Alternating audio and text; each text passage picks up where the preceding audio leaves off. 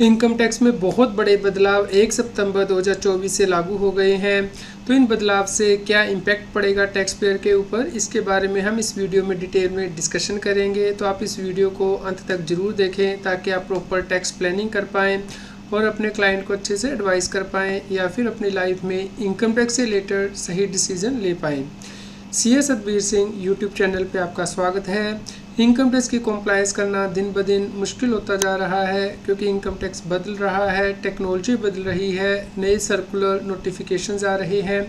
इसलिए आप हमारे यूट्यूब चैनल को सब्सक्राइब कर लें ताकि आपको इनकम टैक्स के रेगुलर अपडेट मिलते रहें। आप हमें टेलीग्राम चैनल और WhatsApp channel CA Satbir Singh टैक्सील पे भी सब्सक्राइब कर लें। लिंक वीडियो के डिस्क्रिप्शन में भी दिया गया है, कमेंट में पिन किया गया है ताकि आपको इनकम टैक्स के रेगुलर अपडेट आपके मोबाइल पे ही मिलते रहें। अब यदि कोई व्यक्ति अपनी इनकम टैक्स की रिटर्न को 30 दिन के अंदर वेरीफाई नहीं करता है फाइल करने के बाद, तो उस केस में ये माना जाएगा कि जिस दिन वो इनकम टैक्स की रिटर्न को वेरीफाई कर रहा है उसी दिन उसने इनकम टैक्स की रिटर्न फाइल की है। तो इसके क्या कॉन्सिक्वेंसेस होंगे? इसका कॉन्सिक्वेंस ये होगा कि अब आपको लेट फीस पे करनी पड़ सकती है और आपको ओल्ड स्कीम के अंतर्गत जो बेनिफिट है वो नहीं मिलेंगे, आपको नई स्कीम के अंतर्गत शिफ्ट किया जा सकता है। चलिए हम इसे एग्जाम्पल के साथ समझ लेते हैं। जैसा कि आप अपनी इनकम टैक्स रिटर्न की एक्नॉलेजमेंट खोलेंगे तो सबसे ऊपर डेट ऑफ फाइलिंग आती है, लेकिन अब यहाँ पे आपको एक स्टार भी दिखेगा, यानी कि ये डेट ऑफ फाइलिंग क्या होगी। तो चलिए हम इसे समझते हैं। इससे आप नीचे स्क्रॉल करेंगे एक्नॉलेजमेंट को तो आप देख पाएंगे कि इसका मतलब क्या है। तो जैसा कि आप यहाँ पे देख पा रहे हैं, हमने 31 जुलाई को रिटर्न फाइल की थी लेकिन वेरीफाई की है 26 अगस्त को, यानी कि 30 डेज़ के अंदर हमने वेरीफाई कर दी है। इसलिए हमारी date of filing of ITR 31 जुलाई आ रही है। लेकिन यदि मान लीजिए हम इस रिटर्न को 1 सितंबर को वेरीफाई करते तो हमारी date of filing of ITR 1 सितंबर आती, यानी कि यदि हम 30 डेज़ के अंदर रिटर्न को वेरीफाई नहीं करते हैं तो उस केस में ये माना जाएगा कि रिटर्न जिस दिन वेरीफाई हुई है उसी दिन आपने फाइल की है। तो उस केस में आपको लेट फीस पे करनी पड़ सकती है क्योंकि माना जाएगा आपने रिटर्न 31 जुलाई के बाद फाइल की है, यानी कि ड्यू डेट के बाद। और यदि आपने पुरानी स्कीम ली होगी 31 जुलाई तक जो आप ऑप्ट कर सकते थे, तो उस केस में अब आपको पुरानी स्कीम अलाउ नहीं की जाएगी। आपका जो टैक्स कैलकुलेट किया जाएगा इनकम टैक्स डिपार्टमेंट के द्वारा वो नई टैक्स रेजिम के अकॉर्डिंग ही कैलकुलेट किया जाएगा। 1 सितंबर 2024 से इनकम टैक्स एक्ट के अंतर्गत नोटिस जारी करने का प्रोसीजर भी बदल दिया गया है और जो टाइम लिमिट है वो भी चेंज कर दी गई है। 1 सितंबर 2024 से पहले इनकम टैक्स में प्रोविज़न थी कि यदि किसी व्यक्ति की इनकम स्केप हो जाती है असेसमेंट से और वो अमाउंट 50 लाख या उससे ज़्यादा है तो उस केस में पिछले 10 साल तक कभी भी इनकम टैक्स डिपार्टमेंट नोटिस जारी करके असेसमेंट कर सकता था, लेकिन अब इस टाइम पीरियड को रिड्यूस कर दिया गया है। चलिए समझते हैं कि नया टाइम लिमिट क्या है।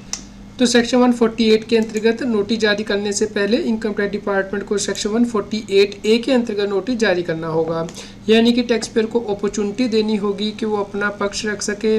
अब सीधे टैक्स नहीं लगा सकता इनकम टैक्स ऑफिसर, पहले नोटिस जारी करके आपको बताएगा। यदि आपको अपना पक्ष रखना है तो आप रख सकते हैं। इसके लिए जो टाइम लिमिट है वो डिपेंड करेगी कि यदि इनकम स्केपिंग असेसमेंट 50 लाख से कम है तो उस केस में ये नोटिस 3 साल तक जारी किया जा सकता है from the end of the relevant assessment year. यानी कि मान लीजिए इनकम टैक्स ऑफिसर को लगता है कि फाइनेंशियल ईयर 23-24 में आपने 15 लाख रुपए की FD कराई थी, तो इसके लिए रेलेवेंट असेसमेंट ईयर हुआ 24-25। तो इसके ख़त्म होने के बाद यानी कि 31 मार्च 2028 तक इनकम टैक्स डिपार्टमेंट आपको नोटिस जारी करके पूछ सकता है कि ये FD कराने के लिए आपके पास सोर्सेज कहाँ से आए। यदि आप वो एक्सप्लेन नहीं कर पाते हैं तो इनकम टैक्स डिपार्टमेंट आपकी असेसमेंट कर सकता है और इसके लिए नोटिस सेक्शन 148 के अंतर्गत जारी करेगा। लेकिन यदि इनकम टैक्स ऑफिसर के पास इन्फॉर्मेशन है कि टैक्स पेयर की जो इनकम स्केप होगी असेसमेंट से वो 50 लाख या उससे ज़्यादा है तो उस केस में रेलेवेंट असेसमेंट ईयर के ख़त्म होने के बाद 5 साल तक कभी भी नोटिस जारी किया जा सकता है। तो पहले टाइम लिमिट 10 साल था, अब इसे कम करके 5 साल कर दिया गया है। मान लीजिए कोई टैक्स पेयर फाइनेंशियल ईयर 23-24 में 50 लाख से ज़्यादा की FD कराता है, इसके लिए असेसमेंट ईयर हुआ 24-25। तो 31 मार्च 2030 तक income tax department section 148A के अंतर्गत नोटिस जारी करके पूछ सकता है कि पैसा कहाँ से आया आपके पास, क्या इसके ऊपर आपने टैक्स पे कर दिया है यदि आप इसे एक्सप्लेन नहीं कर पाते हैं तो उस केस में सेक्शन 148 के अंतर्गत नोटिस जारी किया जाएगा आपकी इनकम को असेस करने के लिए। यदि इनकम टैक्स ऑफिसर कोई नोटिस जारी करना चाहता है तो इसके लिए पहले उसे अप्रूवल लेनी होती है। इससे पहले यानी कि 1 सितंबर से पहले अप्रूवल के लिए प्रोसेस डिफरेंट था, लेकिन अब 1 सितंबर के बाद जो अप्रूवल प्रोसेस है वो चेंज कर दिया गया है। पहले ये देखा जाता था कि यदि 3 साल से कम का पीरियड है तो उस केस में प्रिंसिपल कमिश्नर या फिर प्रिंसिपल डायरेक्टर एक्स्ट्रा से अप्रूवल लेनी होती थी, और यदि 3 साल से ज़्यादा का टाइम पीरियड हो जाता था तो उस केस में प्रिंसिपल चीफ कमिश्नर या प्रिंसिपल डायरेक्टर जनरल एक्स्ट्रा से अप्रूवल लेनी होती थी। लेकिन अब सिर्फ एक ही अप्रूवल लेनी होगी, यानी कि या तो ज्वाइंट कमिश्नर, ज्वाइंट डायरेक्टर से, या एडिशनल कमिश्नर या फिर एडिशनल डायरेक्टर से। अब ये जो 3 साल का पीरियड है या 3 साल से ऊपर का पीरियड है, इसके लिए सेपरेट अप्रूविंग अथॉरिटी नहीं होंगी 1 सितंबर 24 से। तो जब income tax officer section 148A के अंतर्गत आपको नोटिस जारी कर देगा, आपसे पूछेगा कि आपके इनकम पे क्यों ना टैक्स लगाया जाए, तो आप उसका जवाब दे सकते हैं। उसके बाद income tax officer order pass करेगा स्पेसिफाइड अथॉरिटी के अप्रूवल के बाद, जैसे कि हमने अभी डिस्कस किया कि आपकी इनकम को असेस करना जरूरी है, और उसके बाद फिर से एक और नोटिस जारी करेगा सेक्शन 148 के अंतर्गत। तो इस नोटिस को जारी करने के लिए जो नई टाइम लिमिट है उसे हम डिस्कस कर लेते हैं। तो यदि इनकम 50 लाख से कम हो इसकेप हुई असेसमेंट के लिए, तो सबसे पहले 148A के अंतर्गत नोटिस जारी किया जाएगा 3 साल के अंदर from the end of the relevant assessment year. उसके बाद ऑर्डर पास किया जाएगा इनकम टैक्स ऑफिसर के द्वारा कि वो आपकी इनकम को असेस करना चाहता है। इसके लिए सेक्शन 148 के अंतर्गत फिर से आपको नोटिस जारी किया जाएगा, जिसके लिए कि 3 साल 3 महीने का टाइम होगा from the end of the relevant assessment year. इसी प्रकार जो एग्जाम्पल हमने डिस्कस की थी, इसमें आपको नोटिस जो है 148A का 31/3/2028 तक आ सकता है, और जो उसके बाद 148 के अंतर्गत नोटिस है सेक्शन के अंतर्गत, उसके लिए लास्ट डेट 30 जून 2028 रहेगी। यदि जो टैक्स पेयर की इनकम है स्केप होगी असेसमेंट से 50 लाख उससे ज़्यादा है, तो सेक्शन 148A के अंतर्गत पहले नोटिस जारी करके टैक्स पेयर से पूछा जाएगा, और इसके लिए जो टाइम लिमिट है वो 5 साल होगी from the end of the relevant assessment year. यदि इसके बाद इनकम टैक्स ऑफिसर सेटिस्फाइड है कि टैक्स पेयर की असेसमेंट करनी है, तो इसके लिए पहले ऑर्डर पास करेगा 148A के अंतर्गत, उसके बाद फिर से नोटिस जारी करेगा सेक्शन 148 के अंतर्गत कि इसकी असेसमेंट की जानी है। इसके लिए जो टाइम लिमिट होगा 5 साल 3 महीने होगा from the end of the relevant assessment year. इस प्रकार 30/6/2030 तक असेसमेंट ईयर 24-25 के लिए नोटिस जारी किया जा सकता है इनकम टैक्स ऑफिसर के द्वारा सेक्शन 148 के अंतर्गत।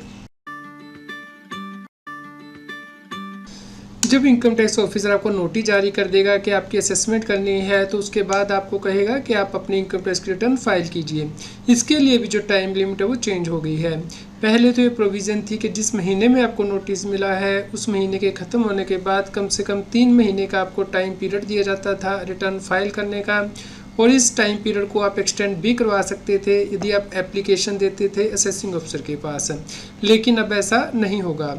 अब जो पीरियड नोटिस में दिया होगा उसके अंदर ही आपको इनकम टैक्स की रिटर्न फाइल करनी होगी, और इसे एक्सटेंड भी नहीं करवाया जा सकता है, यानी कि जो टैक्स पेयर है वो एप्लीकेशन देके इस टाइम पीरियड को एक्सटेंड नहीं करवा सकता। इसलिए जो विद इन टाइम आपको है वो इनकम टैक्स की रिटर्न फाइल करनी है। जैसे ही इनकम टैक्स डिपार्टमेंट से नोटिस मिल जाता है कि आपकी इनकम रीअसेस की जाएगी, इसलिए आप इनकम टैक्स की रिटर्न फाइल कीजिए।